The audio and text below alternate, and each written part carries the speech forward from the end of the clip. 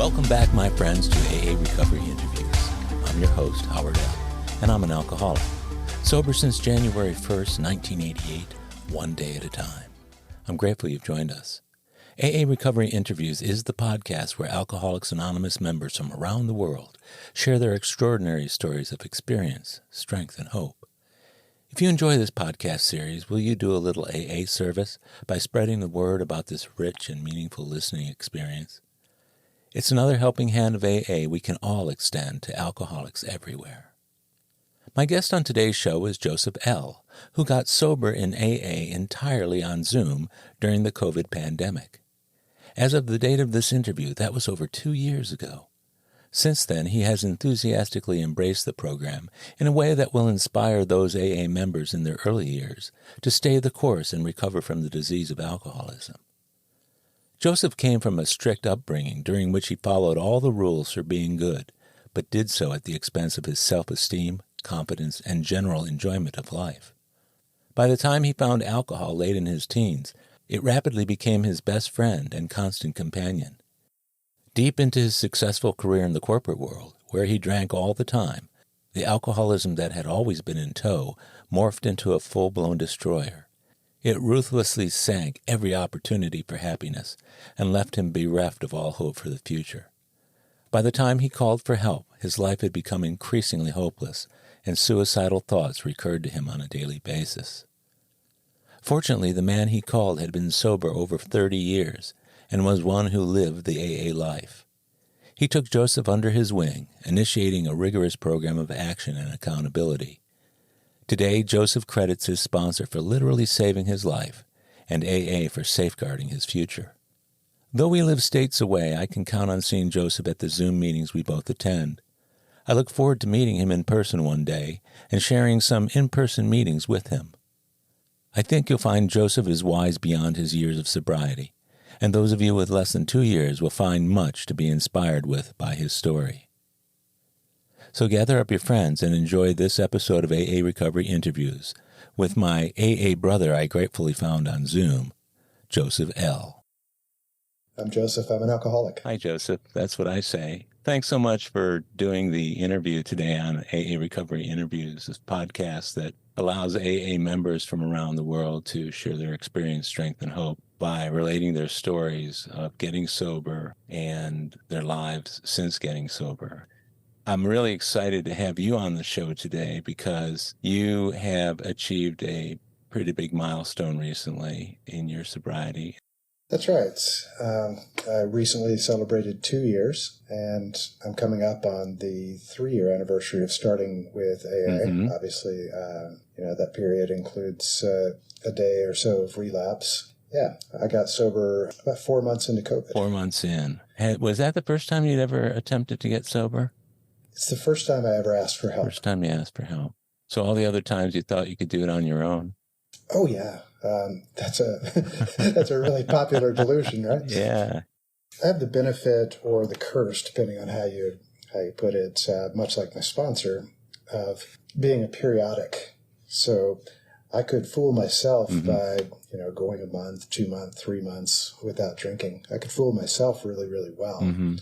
But when I came back to it, there wasn't any fooling anyone. It was pretty clear what the problem is. Yeah, I get that. When everybody around you can see it and we can't see it ourselves, that's when it becomes pretty difficult. True. So things have gotten to the point at which you decided that you needed to stop drinking. How bad had they really gotten? Well, it was late May, early June, after we all locked ourselves in our homes for a bit. I had always been someone who enjoyed happy hour. Mm-hmm. And once we had nowhere to go, we were doing a lot of Zoom happy hours. And happy hour went from being 5 o'clock to, let's say, 3 o'clock. 3 o'clock, okay. Or maybe it became 1:30. Or maybe it was 11 a.m., because every day was like a weekend.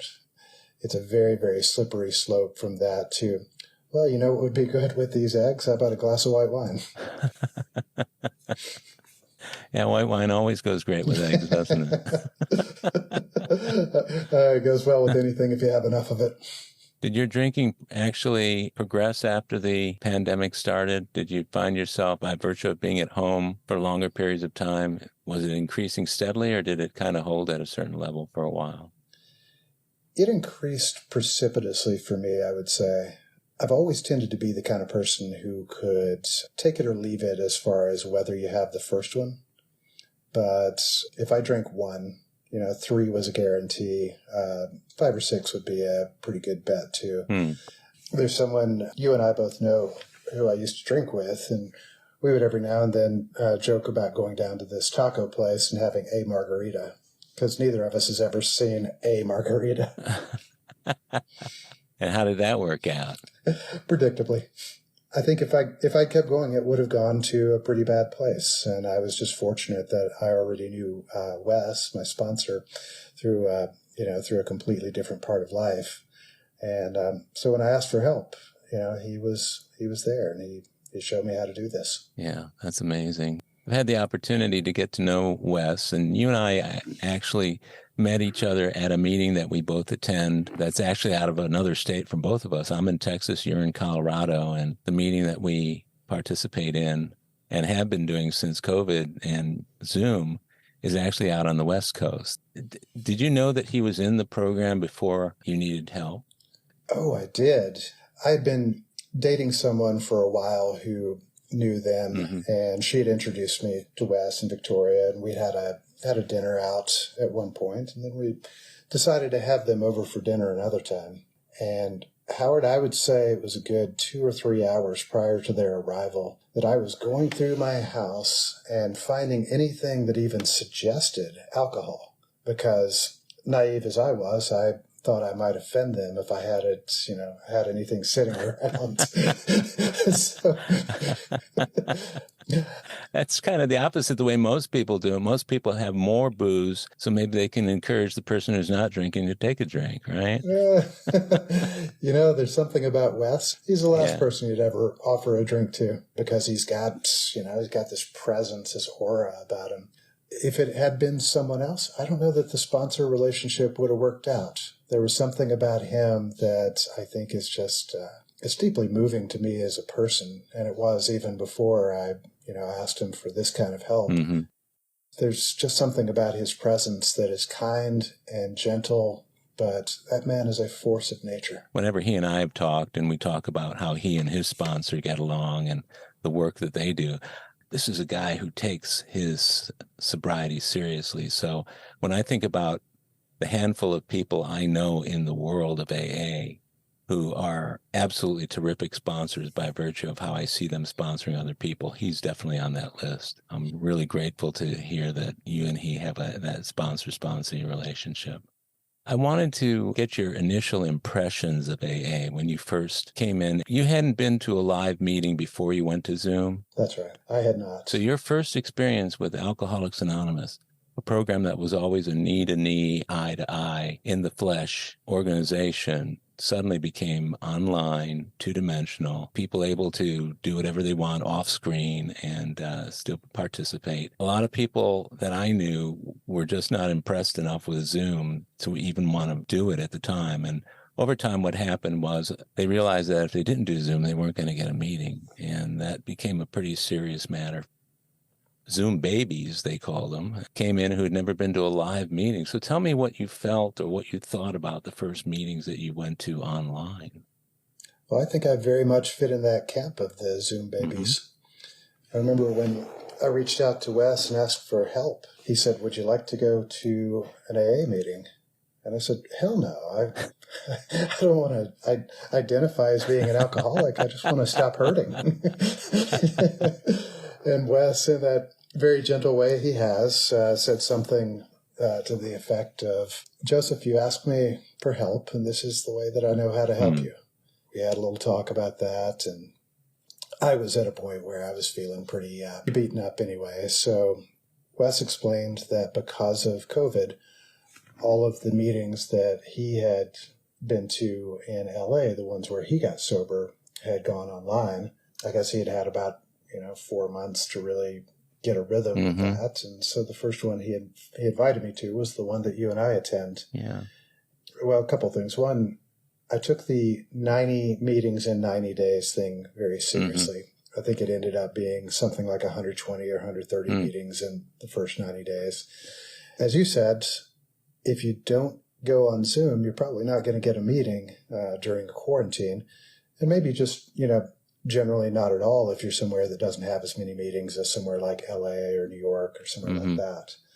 But Wes had a particular fondness for recovery in LA, and I can understand why now. But when I first logged into our Saturday morning meeting, I didn't know what to expect. I think the whole branding of Alcoholics Anonymous really misses what the hidden gift is. I figured it was going to be a bunch of people who were just hanging on by their fingernails, talking about how they'd lost their house and their car, and, just typical country song kind of stuff. I didn't have to hang out for too long before I heard some people talking about building a great life, about being happy for the first time in their lives, about finding real contentment and inner peace. And they weren't miserable. They turned out to be happy. Did you buy it? Yeah. I think that first meeting I thought, wow, this is a real anomaly of a meeting. This must be a real aberration. And then I went to another LA meeting the next morning. Our friend James was there. A couple of other people that I knew from the Saturday meeting that I had just met were there. And that one was also really good in its own way. And so I went to a meeting that Sunday night, and I think I've got all of them written down for the first 500 or so. But every time I would go, I wouldn't hear very much about suffering or struggling or, how much I want to have a drink. I would hear things about, gosh, I'm so glad that I admitted that I had a problem and just, gave up and actually did as I was told. And I'll tell you, Howard, that was one of the challenges for me early on. Throughout most of life, I've been rewarded and encouraged for appearing to be smart, for having the answers to things, for being, manager of people and all that. This is the first place I'd ever been where people said and meant, just sit there and listen, do as you're told. And it's exactly what I needed at that point in life. Yeah, and isn't it interesting that we want the accolades and the attaboys and everything else for doing the things that normal people just do all the time. As alcoholics, I think sometimes expect different dispensation because we're getting sober. For a lot of people I know, it was an opportunity to try out AA without literally having to get in your car and drive to a meeting and walk into a room with people you don't know. What's your sobriety date? April 24th of 21. Now, I think I was at some of your very first meetings, and did you have a relapse during that period of time? Tell me about that. I did. So in that first year, and it's kind of funny, you were talking about, different dispensations in AA. I was there for exactly the same dispensations. I expected that I could get an A in AA. I would study this book more intensely than anyone had ever studied it. I would pass all the tests. I would say just the right thing when I shared. If I were to tell anyone who's just starting out, what I learned in that first year, it would be don't do that. Yeah. Just give up the trying. The trying is a part of the disease.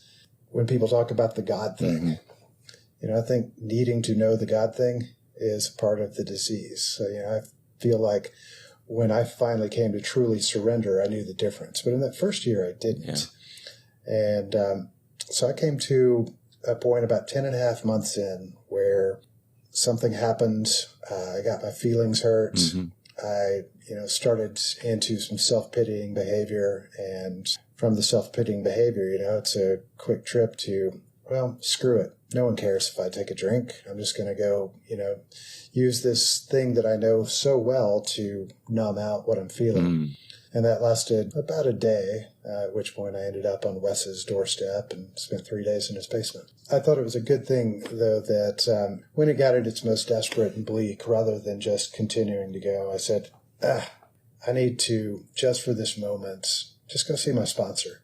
That was about as much thought as there was. It was just this isn't working. I have to give up. Somebody else must have a better answer. So you've actually got, when we take a look at the total amount of AA experience you've got, you're pushing 3 years on that if you count the 10 months.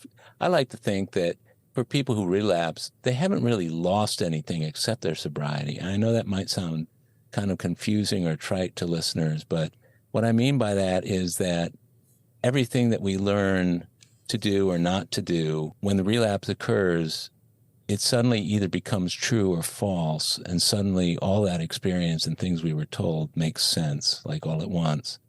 So it didn't work out very well for you, did it? It did not, but it was the best thing that could have happened. What were you expecting? Well, I was expecting that I could just turn off the bad feelings for a day. That may be the great hope of any alcoholic who reaches for a drink. I just want to turn off this feeling for today. But what actually happened is that everything that I had done, all of those meetings, all of the step work, the daily work with the steps, the prayers and meditation, it wasn't wasted time, even though I wasn't yet emotionally sober. Right. What this caused me to do is to give up that last bit of control that I was holding on to and bring myself back with humility, with a willingness just to listen. Yeah. I didn't struggle with the God thing in the way that a lot of people did, but I struggled really with that first step, where it says our lives had become unmanageable. Well, my life wasn't feeling unmanageable. I'd had plenty of successes in life. I'm one of those highly functioning alcoholics, right? And for those people, it's even harder to get sober because everything about your functionality gets in the way of knowing that you're really heading down the drain. Yeah, I get that. When I first came in, I don't know if you felt this way, but when I first came in, I saw the steps on the wall, and I thought it was a self-help program. I swear, I can't tell you how many I'm okay, you're okay, all the other self-help books that I had read over the years while I was continuing to drink and use, and none of them seemed to work. And then I get to AA and I see some more of these rules, and there are always rules in the self-help books. Write down the 10 most important things you want to accomplish in your lifetime and all that kind of good stuff.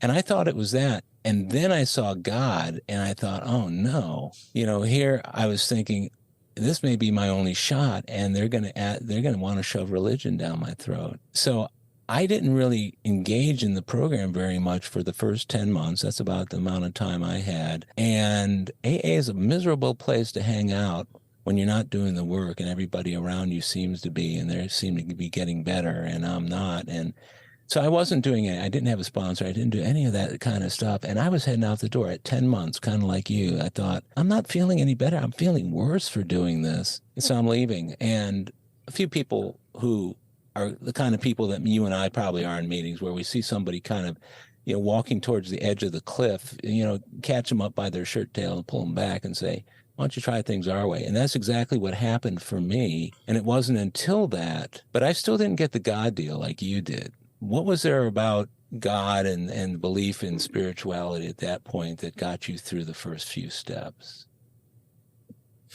Well, for that first 10 months or so, people are so sensitive about it. They want you to know, like, we're not telling you what God is. It's a God as you understand him or whatever. And that to me was just a ticket to say, okay, so, God, great. It's not a terribly central part of this program. Right. And so I didn't struggle with the God thing. I just kind of ignored it, and got on with the rest of it. What the relapse really taught me, and this is a huge, huge thing to me in my sobriety. After I humiliated myself, made myself humble enough that I was ready to truly surrender and give up, there was a shift. And the shift was from thinking that maybe God was out there somewhere, somewhere in the sky, up in the clouds, looking down, somewhere different, not involved in our trivial little lives down here. When I came out of Wes's basement and then in the, weeks and months that followed, I guess that humility had created just enough space where I could understand that God is here and present in me. Mm. And I can't explain what God is. I'm not sure that any God worthy of honoring would be explainable. Mm-hmm. But for me, I felt that calm, gentle presence inside of me, and I had never felt anything like that in my life. I had never felt comfortable. I had never let my guard down. I had, 50 years of keeping my defenses up, making sure that no one ever saw emotions, making sure that I had the answer at the ready. When I was ready to give all that up, I actually felt God, and I feel God's, every day now. I feel, just this low, quiet, gentle presence that makes life more manageable, makes all this stuff less important, and it makes it easier for me to know what it is I'm doing when I pray, when I meditate, when I'm sitting in a room of other alcoholics. And I can imagine being with a guy like Wes, who in his own way is a very spiritually centered individual. Seeing that and experiencing that can't not but have an effect on somebody. So it's amazing and beautiful that you had him in your life at that point when you needed that kind of support. So it sounds to me like you had, let's say, reticence or hesitancy when it came to the God part of living itself. What would that be a throwback to? And what was your experience with that when you were growing up, and spirituality and God in general?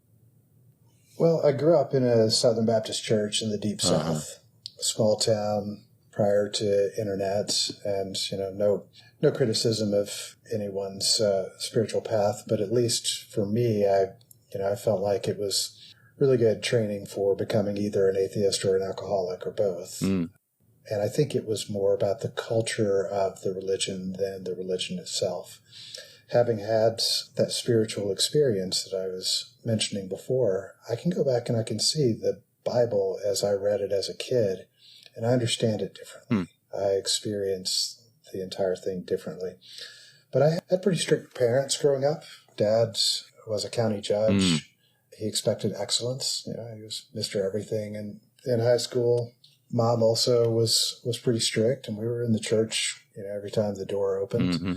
And, in a small town, kind of a Mayberry kind of town, there wasn't just a whole lot of room to do anything that was bad. So a lot of my training was in how to be good. Didn't touch alcohol during my teenage years. I was a good kid, straight A's and on time for everything and all that. So were you good so that bad things wouldn't happen to you if you were not good? Yep, that's it. It was never about a reward. It was always about consequences. Yeah, I get that. So you were a good kid growing up. Do you have brothers and sisters? I do. I have a younger brother and a younger sister. When did you start veering off of being a good kid? Or did you? I didn't at all until my parents divorced, which happened, was the spring of my freshman year in college.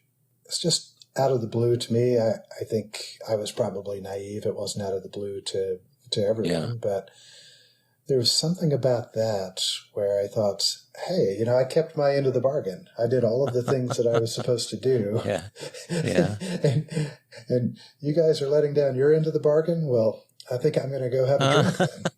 And it was about as quick as that. Was that premeditated? I mean, was there a point in your life when you said, if anything ever turns bad for me, then I'll take a drink? Or were you just not exposed to it? Nope. I just wasn't really exposed to it. And your folks, they didn't drink? No, Dad stopped drinking when he was 33, I believe. Mom would still have some, but very quietly, not so you'd notice. I wasn't led to be all that interested in drinking. But then my great uncle, he self-identified as an alcoholic. He had plenty of trouble with alcohol over his life. And he and I became kind of close friends after my parents divorced. And I think, that showed me the path. So it's not like I was waiting to do it, but once I started, I was ready. As a good kid, doing the right things, getting good grades, and not causing any trouble, how did you feel about yourself growing up? What was your frame of mind as a kid? Well, I was smart enough to be able to get good grades without trying very hard. I knew the rules well enough that I could really follow the rules as well as anyone possibly could. In my, quiet time when I have any sort of recollection of my own thoughts, my mind was always elsewhere. I liked to read quite a bit. I was always escaping through a book, had a pretty active imagination. Not sure that I liked myself very much. I think I spent a lot of time just being afraid of my parents. But when all of that kind of came to a grinding halt, I didn't really know who I was. I didn't know myself very well at all. Did you have to create your own persona, or what kind of life were you living at that point? I was living a life that was starting to fall apart. So I got to college and I recognized that I didn't really know how to just continue effortlessly getting good grades. I didn't know how to fit in. I didn't really know how to live as a grown-up. I hadn't picked up those skills along the way. There was some persona building in there. Really, Howard, I think that continued for decades. I'm not sure that I really knew who I was until AA. That's a common refrain, I think, for a lot of us. It was for me. I had to act a certain way to get people to not like me. I would like to say it was to get people to like me, but my upbringing, there was always that shaming and berating and everything else behavior coming from the people who are supposed to be loving me. So whenever I had the opportunity to be around people who didn't yet know me, I'd go out of my way to try and be the clown or be the, show off or whatever, just because I didn't want people not to like me. And that kind of dragged right into my alcoholism and drug addiction, because I didn't start using until I was about 17 or 18. How old were you when you first took a drink? 19. Was it that you weren't offered it before, or was it just that you decided you didn't want to drink when it was offered previously? Well, what I wanted to do was never a part of my thought process. Occasionally, someone in high school would offer me something to drink, but most people didn't, and I didn't get invited to most parties because people knew that my dad was the judge, and they knew that he was very strict. And so I think it would have been a little risky for people to involve me in their drinking.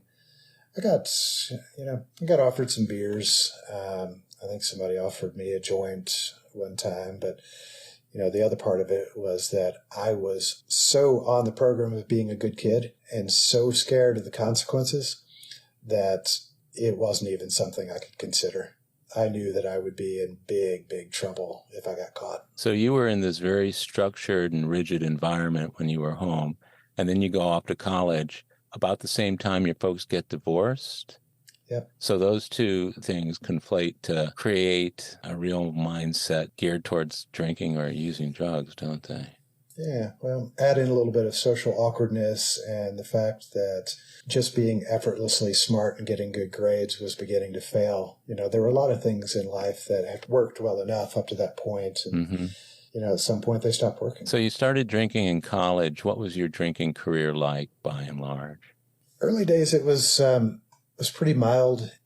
I think 40-year-old me would really judge 20-year-old me's choice of what he drank. Right, yeah. I think it started out with wine coolers and cheap beer. And I can't remember the first time I had a glass of a decent wine. But the one thing I never really got into all that much was hard liquor. I could have a cocktail every now and then, but that wasn't the thing where I thought, oh gosh, if one of these is good, 6 would be really good. Yeah. But, a beer, a glass of wine, there's 6 in a 6-pack and 4 glasses of wine in a bottle, just the math seemed to work out pretty well. How many drinks did you need to take before you got to that perfect combination of relaxation and self-acceptance and all the other good things that we drink for, and we overshoot the mark eventually? But did you have to drink a lot to get that way, or were you there after just a couple of glasses of wine? Early days, I think one or two would do it. Mm-hmm. But even, at the height of my drinking career, three would be a very good, point of relaxation. Mm. Four would, be a little bit more relaxed. Beyond that, it would get a little sloppy, but I felt disinhibited for the first time in life. It was funny how predictable that was. I can guess by the question that, that you probably have your ideal number as well. Well, I did until I was a freshman, and I went to one of these parties where they basically had a big plastic garbage can, and people each brought all types of different booze, and they would pour it in there, and then they'd add a bunch of high C, and then it tasted like punch, and that's exactly what it did to you. It punched you like silly. And I had never drank before more than just a little bit. I got so drunk that they were passing a tequila bottle around, and I didn't know how to drink tequila. So I took the bottle, went in the kitchen, and poured half a glass of tequila and put 7-Up in the rest of it because I like the sweet drinks. And I got so violently, I think I might have been alcohol poisoned, but I got so violently ill that I thought, I'll never do this again. And certainly within a couple of weeks, I was doing it again. When did you first notice that you were getting drunk or sick? Did you have any consequences? The biggest consequence, I think, was getting sick early on. It didn't go there right away. I think the first time I got sick, I thought, oh, I didn't see that coming. And it wasn't really much of a speed bump, but it was the first time I thought, wow, there's something to this other than just feeling good and being able to, to talk to people more comfortably. Yeah. So you went through college drinking? Yeah, I dropped out of college drinking and, just moping and, not really knowing who I was or what I was going to do with my life. Had some good jobs and, I was still managing the whole thing pretty well. I was never someone who drank during the day. I could have a beer after work or something like that, but those early days, there wasn't like this precipitous decline. Mm-hmm. I got out, I worked, I earned money. Every now and then I would party with friends. But throughout those first few years, it was pretty mild. And then after a time, I'd have a night here or there that I think, oh, I don't remember going to bed last night. Or, oh, I don't usually feel this bad in the morning, just things like that. We'll be right back. My friends, if you're enjoying AA Recovery interviews, I invite you to check out my latest audiobook, Alcoholics Anonymous, the story of how more than 100 men have recovered from alcoholism. This is the word-for-word, cover-to-cover reading of the first edition of the Big Book, published in 1939. It's a relaxing yet meaningful and engaging way to listen to the Big Book anytime, any place. Have a free listen at Audible, iTunes, or Amazon. While you're there, search for my other audiobook, Lost Stories of the Big Book, 30 original stories missing from the third and fourth editions of Alcoholics Anonymous. It's also available from Amazon as a Kindle book or in paperback if you'd like to read along. You're going to love it. And we're back. Was the dropping out of college due to the alcohol, or was it more about the decisions and the way you were feeling about yourself? It was more about the way I was feeling about myself. I wasn't doing well, wasn't getting good grades. I felt very abandoned and isolated. When my parents split, my brother lived with my dad. My sister lived with my mom, and I just, was kind of, the odd man out. So you were bouncing back and forth? Yeah, and not really even bouncing back and forth. I was just kind of by myself in the world. What was your relationship like with your siblings? Not particularly close. Didn't go home that much because being home wasn't, a particularly great place to be. We were separate enough in age that we would have different friend groups, different social circles, just by virtue of age. So we didn't stay really close. I was really pretty isolated. Yeah, I get that. I had similar sort of experiences that going home at break never was that enjoyable of a thing, except to get together with friends and go out and drink. So you left school, and what happened then? I worked. I was, pretty decently good with computers, and that was a time when people needed that kind of help. So I did a lot of that sort of work. I ended up finishing my undergraduate degree in my late 20s, and then starting grad school after that. I think grad school was the first time I really decided what I wanted to do in life, rather than going by the scripts that my parents or teachers might have had. During grad school, I also had a lot of emotional highs and lows. I finally came to understand that the brain isn't really running the show; it's the heart that's running the show. And I didn't know anything about how to be with that. In what way did you notice that coming back to you, or early in sobriety and in working your steps? Did you notice the connect or disconnect when it came to emotions and feelings? Yeah, I think that's a pretty big thread throughout my own experience of sobriety. I was raised in a way where I think intellect, being a rational, logical thinker was, really, really prized, really valued. Emotions, on the other hand, you might remember the old ads about, never let them see you sweat. There was no crying in the house where I grew up. That was not allowed, strictly taboo.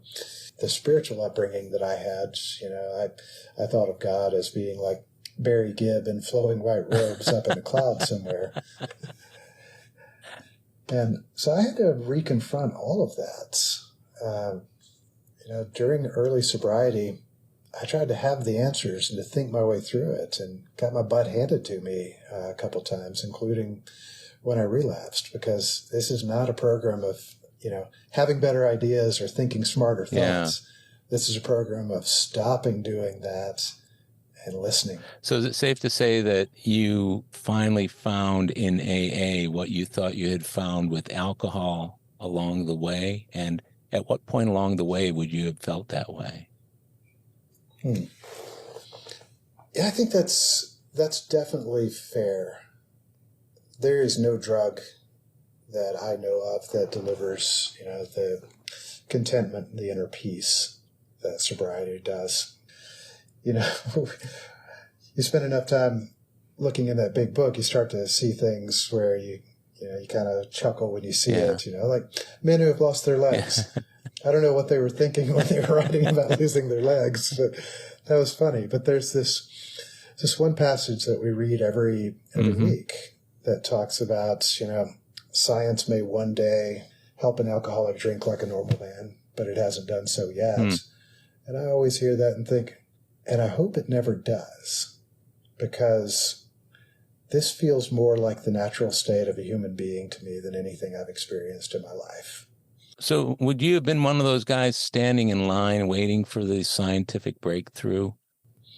Oh, yeah. Yeah, if you had caught me about 3 years ago, I would say, yes, what can I do to get to the front of this line? Not just I'm going to wait in this line, but I'm going to figure out a way to enjoy this. I'll have my cake and eat it too. Yeah.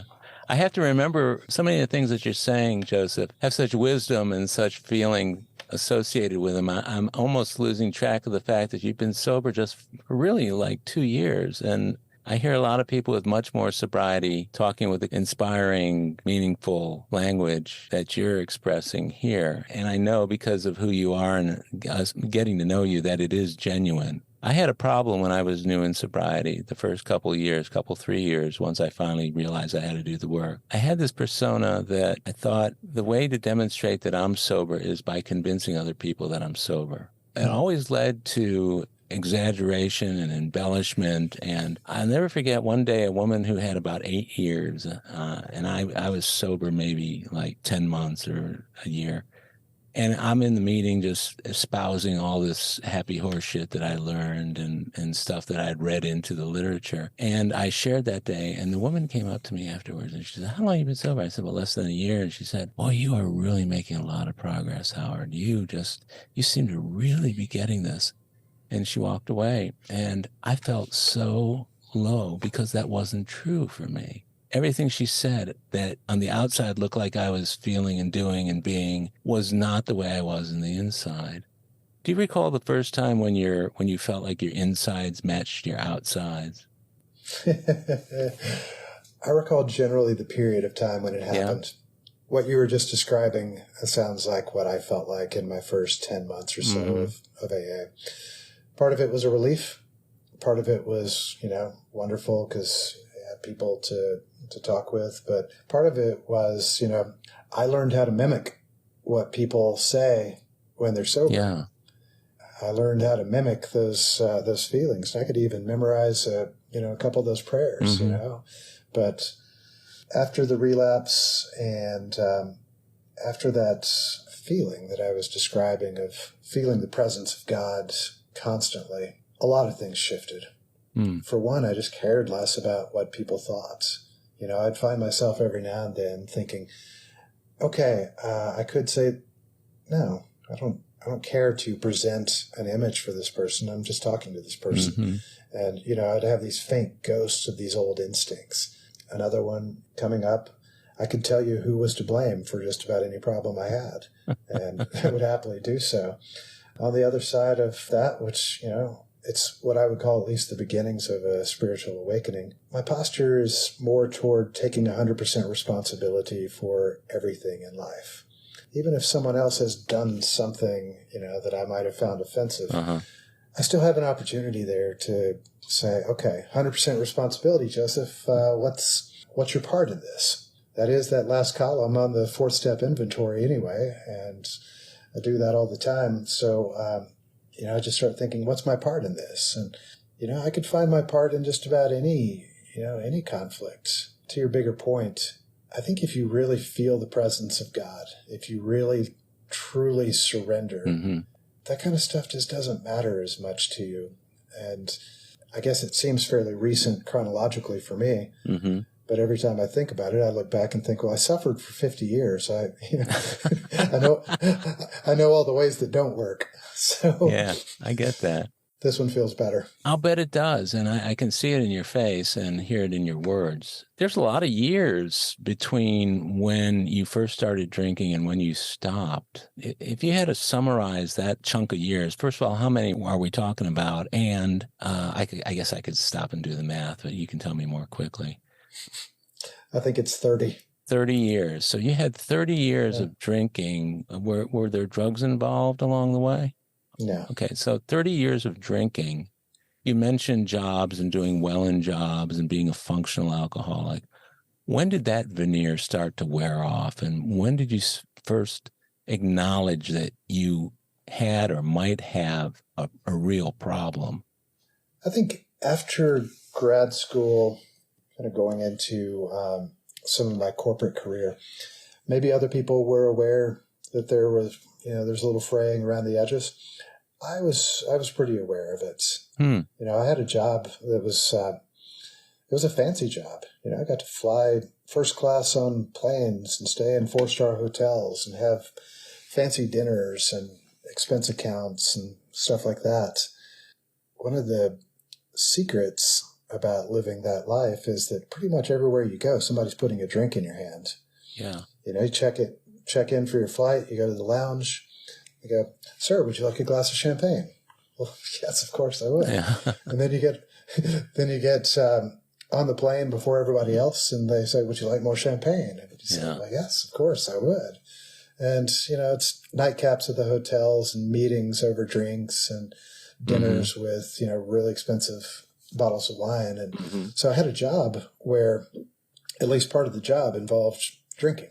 Yeah. And I would say that it's probably the part of the job that I did the best at. It involved wining and dining others, or were you the one being wined and dined? Actually, it would go in both directions. Really?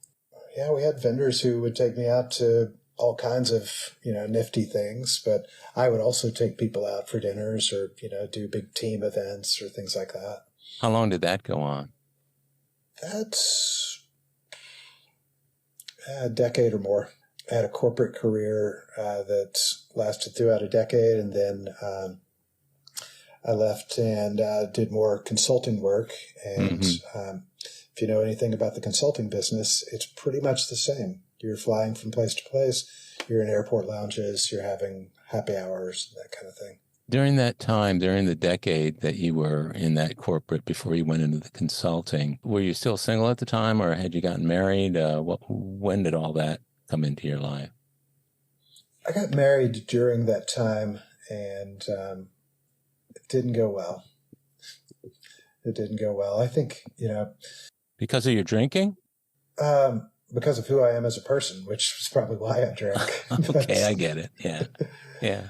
Yeah. I grew up with some pretty, wrong ideas about how people are in relationship, what expectations are in relationship. I didn't see good models of that growing up. And if I had had good models for that, I'm not sure I would have had the presence of mind or the clarity to understand them. So, relationships generally were just, for me, they were kind of friendships. They were mostly superficial. That's tough. Yeah, it's a thing that kind of perpetuates the loneliness and isolation. Turns out the only way to have a loving relationship with another person is to let them in. And I haven't been ready to do that until just the last couple of years. That's such an important self-realization, especially when we're not feeling good about ourselves. I think it's almost like a self-protection mechanism built in, though, in a way. Although some people are attracted to people who are having problems and are having difficult lives, but my experience, I didn't get married until later in my 20s, and at some point I thought, I'll never find anybody. I'll never, and my wife and I now have been married like 36, 37 years. But at the time I thought, well, I may not be able to get married or have children or whatever, but I'll still have this lifestyle. And there was still something still very appealing about it. And it wasn't until I started dating the woman who's now my wife, who had an alcoholic father who died of alcoholism. And many years later, I've realized that the reason she married me was to work out the problems with her dad. And they never worked out. I think that's why a lot of times alcoholics marry other alcoholics, or women who aren't alcoholic marry alcoholics to try and deal with their own issues along the way. That sounds about right. You talk about that lifestyle. I think the real crisis for me started right around midlife, I guess. But, I'd had those scripts from childhood about what life is supposed to be like. And I did all of the things that I was supposed to do. I got married, I had kids, I got a fancy job, I had a lot of fancy titles, I had a nice car, I had a nice house, and I wasn't getting happier. I was getting more miserable, and I was getting fatter too. So I was drinking, gaining weight, not able to maintain good relationships. But, I had that lifestyle, so hey, that's good. But I don't know how much longer I could have kept things going if COVID hadn't come along. But I will tell you, I feel really grateful for COVID, because it forced me to look at myself. It forced me to take steps in a direction that I never would have taken steps in. And even with the things that we talk about with meetings on Zoom, for example, it was perfect for me. It forced me to go to a meeting, because all you guys who used to get up and brush your teeth and get in cars and drive places and do things, I didn't have any excuse. Every meeting in the world was happening right here in this chair I'm sitting in right now. That's right.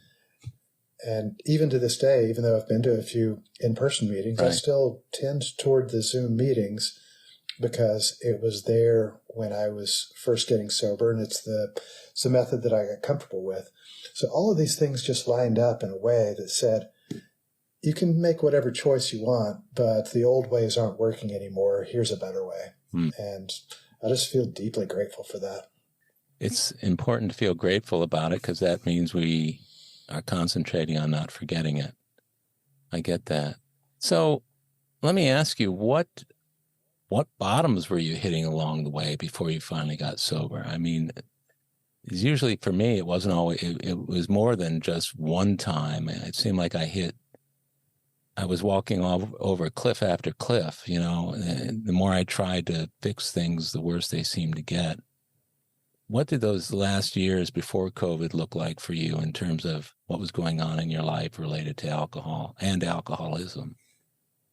There were some things that would look like bottoms to other people, getting in trouble, getting pulled over, things like that.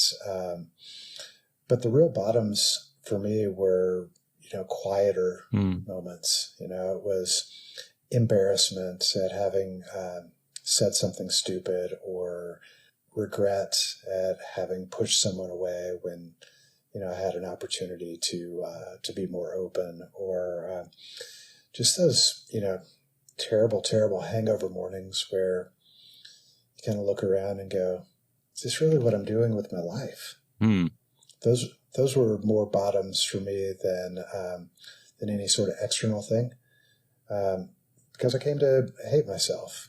I would think about suicides, several times a day, and I wasn't acting on it, but I was thinking about it more often than I imagine any healthy person would. Yeah, that's a pretty bad feeling when you think the only recourse is one that really doesn't have any. I mean, you can't come back from that. You mentioned earlier about the unmanageability and your feelings about that when you first saw that. How did you try and manage, or how did you try and control things before you got to AA?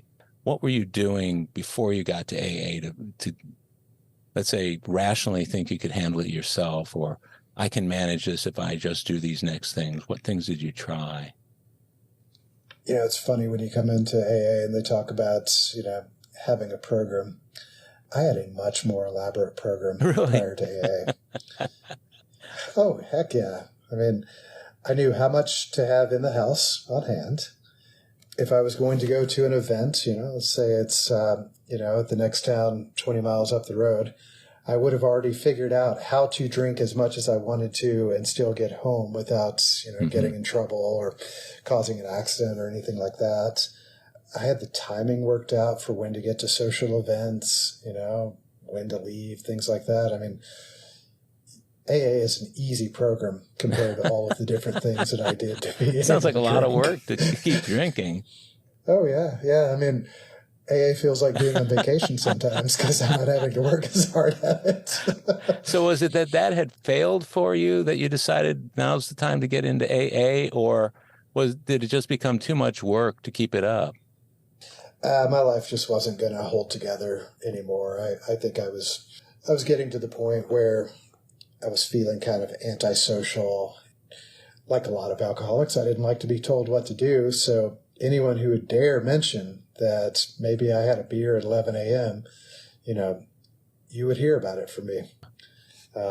Those kinds of things just began to pick up. And, I had been dating someone who was just done with it all, but happy to help. She was very kind, and supportive during that time. That helped a lot. I had friends who said, hey, we'll always be your friend, but you got to do something about this. So I had, a small number of people being very encouraging, and I had a large number of personal experiences, pretty much on a daily basis going, well, let's see. I'm doing something that is expensive and difficult and requires a lot of planning, and I still think about suicide, half a dozen times a day. AA didn't look attractive to me at all. It wasn't something I wanted to do. But the alternative wasn't looking really good either. I couldn't figure out how it was going to work out. Did you seek out any psychiatric or talk therapy at the time? I did. I talked to my doctor about it. About the time I got sober, I ended up getting introduced to a great therapist who's still my therapist to this day. Sobriety is a part of our work. Spirituality is a part of our work. So that was really good. I think having a doctor who's that supportive also is just, it's an unexpected gift. I think we expect that we go to the doctor and they're going to give us a pill or take our blood pressure or something like that. But for this person to spend over an hour just sitting and listening and empathizing and asking questions, it was just a tremendous gift and at just the right time. I'll bet it was. So you make the decision, you think about Wes at the time, and he was the first guy you called when you decided that AA was going to be the way to go. Yes. Wes had been more than just a friend. He'd been a teacher on a spiritual path. And, you might recall that the God thing hadn't really sunk in with me at that time. That has nothing to do with Wes. It has to do with me having been on that path and been resisting that path at the same time. And so, when Wes and I talk about the path, it's not different paths. It's just the same one. I had been on a spiritual path. I came to a point where I was blocked and couldn't go any further.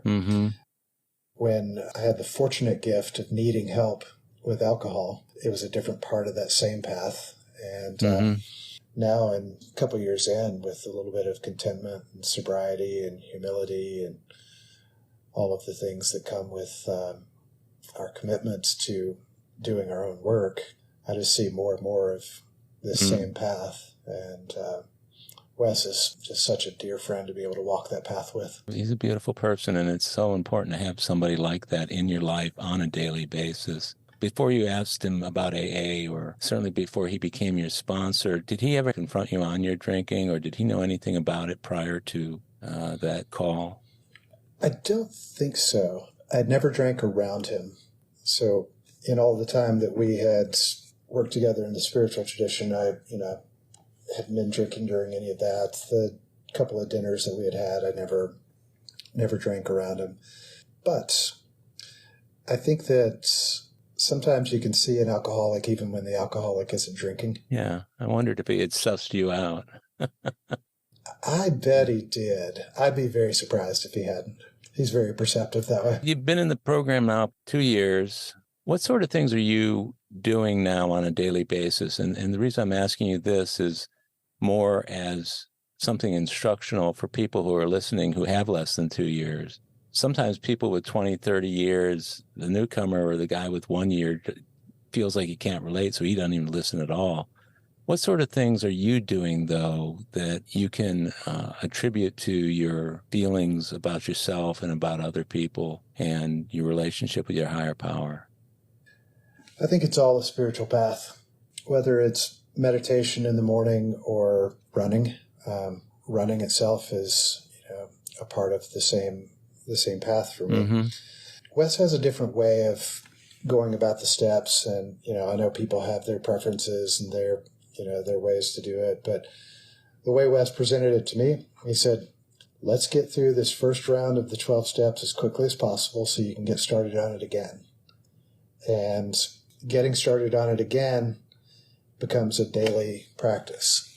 And so each day when I get up, I don't always have the space that I would like to meditate, although I make an effort and do it more often than not. Sometimes the kids get up a little earlier than I do, and once they're up, it's kind of hard to have that time. But I go through the mental checklist of the steps on a daily basis. And I mean, as explicitly as, well, do you think you could beat booze today? Nope. Booze was undefeated in our fighting career. Well, do you think there's a higher power than you in the universe? Certainly. Absolutely. Can you give everything over to that higher power? Yeah. And then, go through things like, have I acquired some new resentments that I need to, figure out my part in and get rid of? Have I caused anyone any harm? I try not to make a big deal about those things. I try to, just take them as, more of a habit, something that's just a part of every day.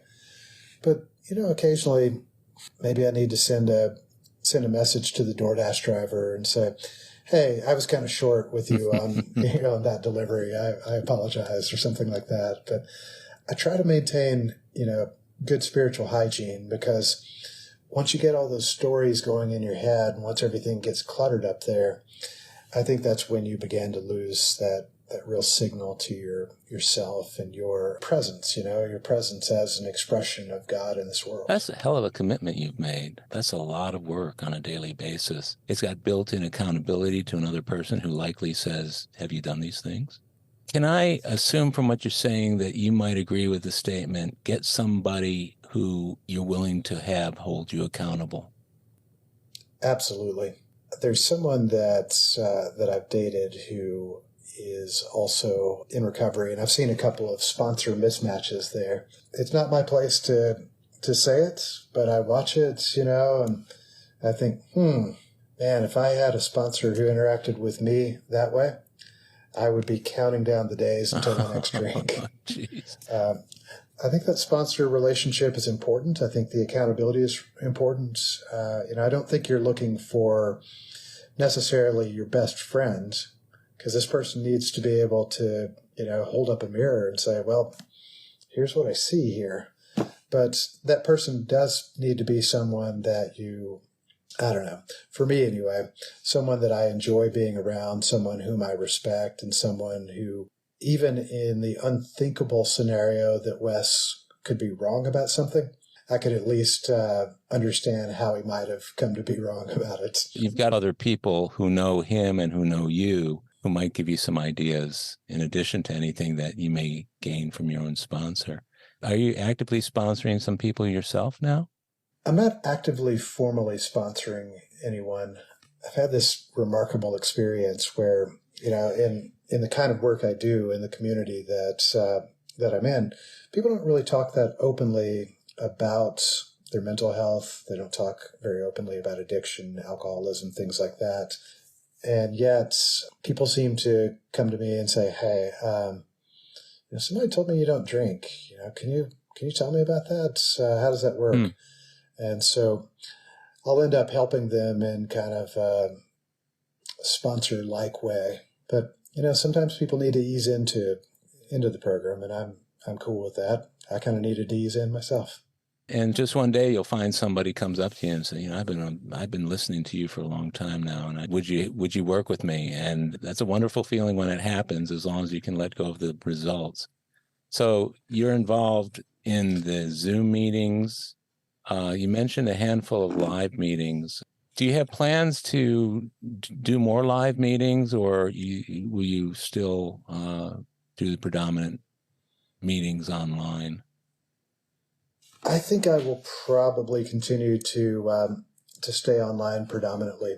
Some of the in-person meetings I've been to around here, no fault of anyone else's, but there is a special vibe in our Saturday morning meeting that is it's just wonderful. And I haven't found quite that sense of rapport and camaraderie. And, it's not to say that meeting isn't out there, but I haven't been to it yet. But I still, I'll still every now and then go to a live meeting, and I'm always grateful for the experience. But I also feel fortunate that I didn't know the difference in the early days of COVID. Yeah. Well, for those of us who had an AA program prior to COVID and prior to this whole Zoom phenomenon, to me, there's nothing more gratifying than to be able to talk to somebody, make a difference in their life, shake a hand, give a hug, sit next to somebody, get them a cup of coffee, whatever it might be, see the newcomer, see the guy in the room shaking who may be a few days in. So I always suggest to men that I sponsor and other people in the program, take advantage of some of the live stuff too. It's amazing. There's so much of it out there to be had. I have a tendency to get on soapboxes about different things, but I know live meetings they're integral in my life. But I still I still have two Zoom meetings, Saturday morning being one of them. The other one is out of London, as a matter of fact. And I've gotten to know some of those people better than I know people in person. So there's a lot to be said for Zoom and the ease of being able to go to a lot of meetings any time of day or night. I'll say this. During those days when I was trying to get my 90 and 90, there were days that would get really full. And yet I always knew that 11 o'clock at night, there was a meeting out of LA. And if I missed every other meeting, I could still get in and get a meeting that day before going to bed. And there's something cool about that. There's also something cool about being able to do a meeting in Panama City, to do one in Johannesburg. I did meetings out of Dublin and London, places like that. But I think the bigger thing that I would tell anyone who was, coming in new, your preferences might very well be a part of the illness. Fact is, whatever works, whatever allows you to be open and surrendered to receiving, what God wants to put in your heart, that's the thing that's going to work. So whether it's in person or Zoom or text or, going on a 3-week retreat, whatever it takes, I think God will find a way. That is so well said and so true, that people have to find their own homeostasis in the program, and different things work for different people. As long as you've got the connection to a higher power and you're getting the gifts of the program, there's no reason to switch it around too much, especially if you're enjoying the people and the atmosphere of the entire program. And it sounds to me like you are. This has been such a wonderful opportunity for us to talk, Joseph. I feel like I know you so much better. And the cool thing about it is that you notice how out of all the meetings you go to, you get to know people 5 minutes at a time. The little bit before the meeting. That's true. So many of the people I've interviewed, when I hear them speaking in meetings, there's a contextual feature there that wasn't there before. Like, I understand why he said that in the little blurb that he said today, because of something broader that I know about. So I feel I know you more broadly and in a way that makes me both respect and bless your sobriety and your journey here. And is there anything additional that you'd like to add that somebody fast forwards to the end just to get the nuggets and they get to you with this nugget? What would that be? I'm tempted to say the secret to it all was at the 1 hour and 5 minute mark.